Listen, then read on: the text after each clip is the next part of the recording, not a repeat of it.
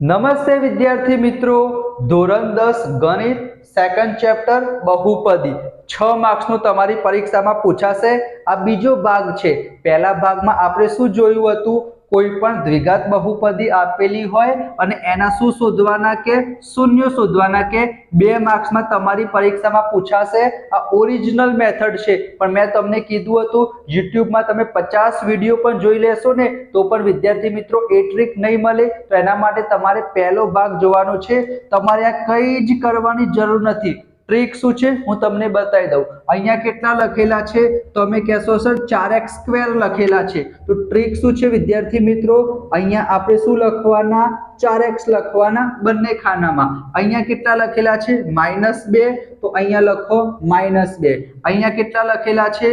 -2, તો અહીંયા કેટલા લખો? -2। હવે તમને ખબર છે 5 દુ 10 એવું આપણે કરી શકીએ। તો અહીંયા પણ જોવા જાવ 2 દુ 4, અહીંયા પણ જોવા જાવ 2 દુ 4, તો થઈ ગયો તમારો આન્સર 2x માઈનસ કઈ ના વધ્યું તો આપણે શું લખી શકીએ? 1 લખી શકીએ।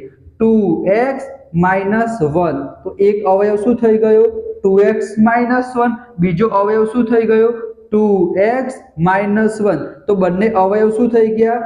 2x minus 1। અહીંયા તમે જોઈ લો 2x માઈનસ 1, 2x માઈનસ 1। આ બધું તમારે કંઈ જ કરવાની જરૂર નથી, માત્ર આ રીતના જ તમે આન્સર લખી શકશો।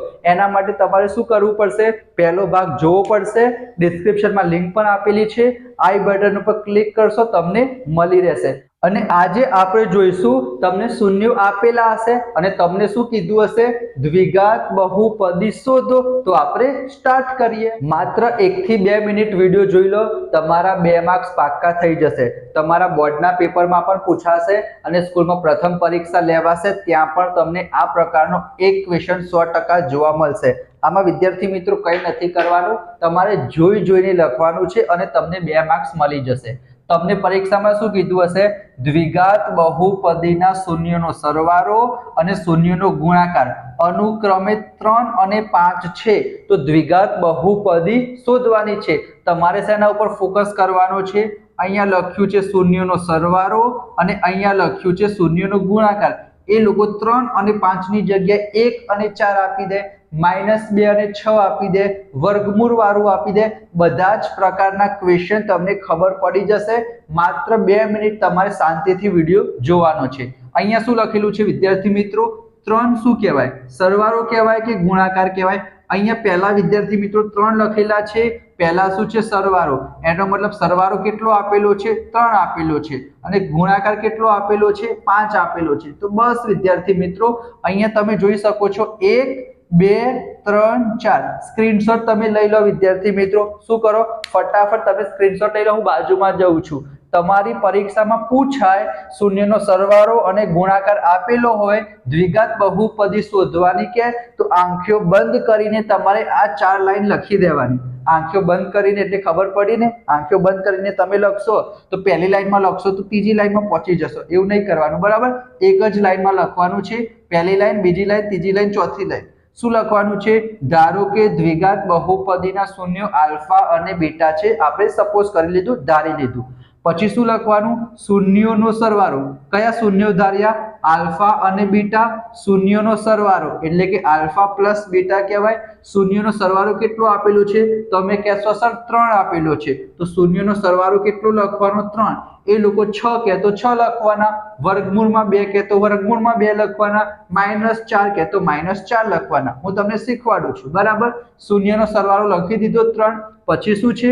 શૂન્યનો ગુણાકાર। તો શૂન્યનો ગુણાકાર કેટલો આપ્યો છે? તમે કહેશો સર 5, તો શૂન્યનો ગુણાકાર કેટલો લખી દીધો? 5 લખી દીધો।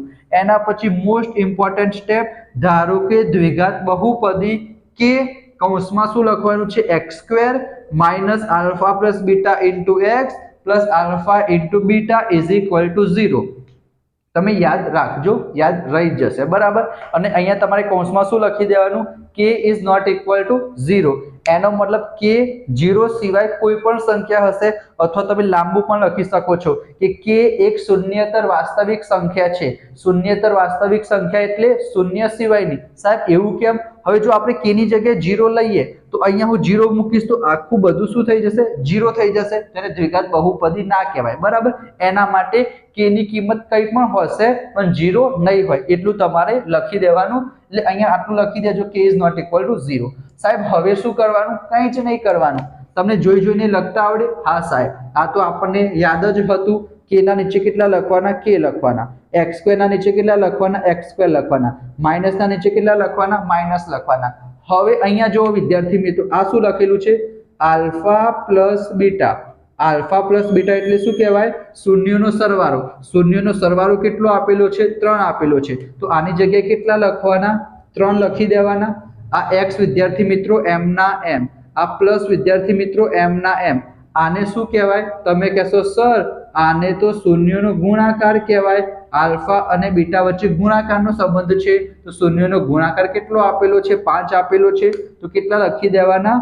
5 લખી દેવાના. અને પછી કૌંસ પતાવીને કેટલા લખી દેવાના? 0 લખી દેવાના. આ થઈ ગયો તમારો જવાબ અને તમારા 2 માર્ક્સ પાક્કા. બોલો વિદ્યાર્થી મિત્રો, કેટલું સરસ મજાનું હતું. આના કરતા ઈઝી તમારી પરીક્ષામાં કંઈ પૂછાય? ના પૂછાય.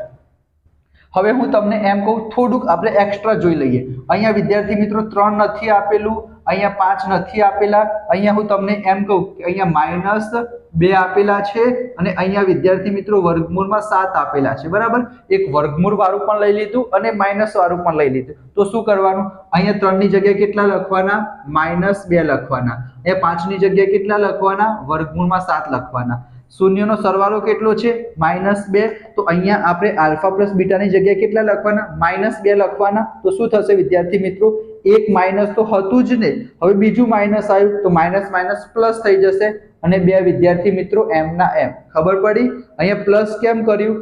અહીંયા એકચ્યુઅલી આપણે -2 લખવાના હતા પણ એક માઇનસ તો ઓલરેડી આપેલું છે, તો માઇનસ માઇનસ પ્લસ થઈ જશે. બરાબર, અને અહીંયા આલ્ફા ઇન્ટુ બીટા કેટલા છે? વર્ગમૂળમાં 7. તો 5 ની જગ્યાએ શું લખી દેવાનું? વર્ગમૂળમાં 7 લખી દેવાનું. આટલું ખબર પડી ગઈ? ચલો, માઇનસ વાળું તમને ખબર પડી ગઈ, વર્ગમૂળ વાળું ખબર પડી ગઈ. હવે તમને અહીંયા એવું આપેલું હોય 3/4 અને અહીંયા આપેલું હોય -5. બરાબર, બધા જ પ્રકારના દાખલા હું કરાવી દઉં છું, એના બહાર કંઈ નહીં આવે. હવે અહીંયા શું લખવાનું? -2 ની જગ્યાએ તમે કહેશો સર 3/4 લખવાના અને વર્ગમૂળમાં 7 ની જગ્યાએ કેટલા લખવાના? -5 લખવાના.